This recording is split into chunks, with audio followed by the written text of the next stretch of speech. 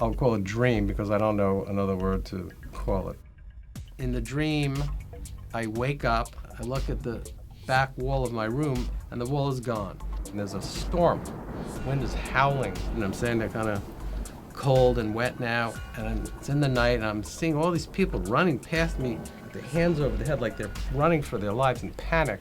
And I'm wondering what is going on? Why are they all panicking like that? And a voice says to me, if you listen to what I tell you and do what I say to do, you won't have to worry. The rain's not gonna hurt you, the wind's not gonna blow you. And the first thing I noticed when I sat up is that I'm all wet. What in the world was that? I was about 22 years old, and as I would do periodically, I came home to Long Island for dinner at Mom's home. As soon as dinner was over, my mother gets this kind of weird look on her face, like something uncomfortable is going on. You know, I have something really important that I want to tell you all. It's very difficult for me to say, and I know you're going to think I'm crazy. And we're like leaning on the edge of our chairs. Couldn't imagine what was going to come out. And she tells us that she now believes in Jesus. And that's when I like freaked out, and sometimes, oh my God, I don't even know who that woman is sitting there, but I don't know her. That's not my mother. Mom, this can't be. The rabbis have looked into the Hebrew scriptures for thousands of years. If in any way spoke of Jesus or pointed to him, they would know. But they reject him, so it can't be. When dinner was over, the three of us got up from the table wondering, what do we do now? But that night, sleeping in my old room, my old bed, I had a very profound experience that I guess I'll refer to as a dream because I don't know what else to call it.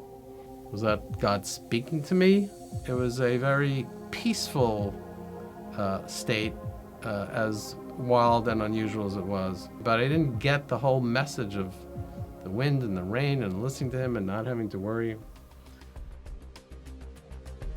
So I'm going back to the things I used to be doing, which was, running around with my friends. Tuesday night, we went to this club. On Wednesday night, it was that club. Dating this one, dating that one. Every night was a different club, where to go. I have some money in my pocket, so I'm like, hey, life is great.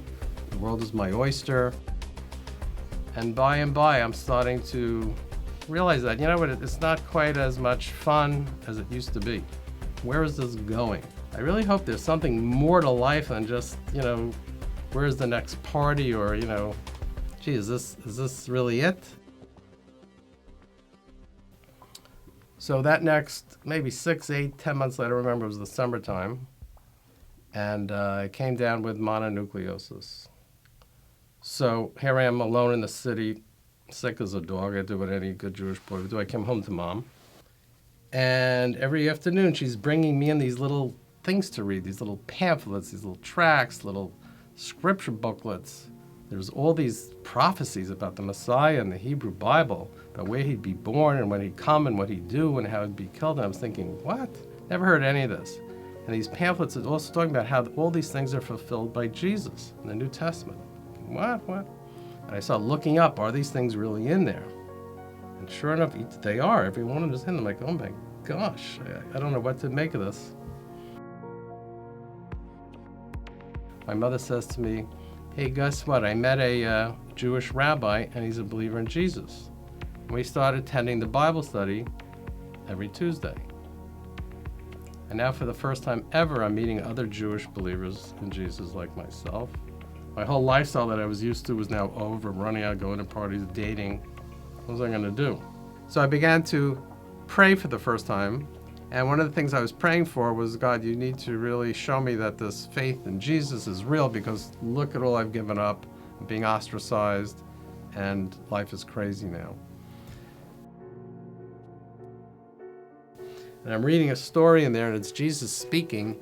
He says, therefore, everyone who hears these words of mine and acts upon them may be compared to a wise man who built his house upon the rock. And the rain descended, and the floods came, and the winds blew and burst against the house, and yet it did not fall, for it had been founded on the rock. And those words jumped out at me, because I realized that was exactly my dream that I had 17 years earlier. If you listen to what I say and do what I tell you to do, you won't have to worry. this was an answer to my prayer of God confirming that this was all true. Really, I guess for the first time, real peace started to enter my life, that I finally have focused my attention on something real.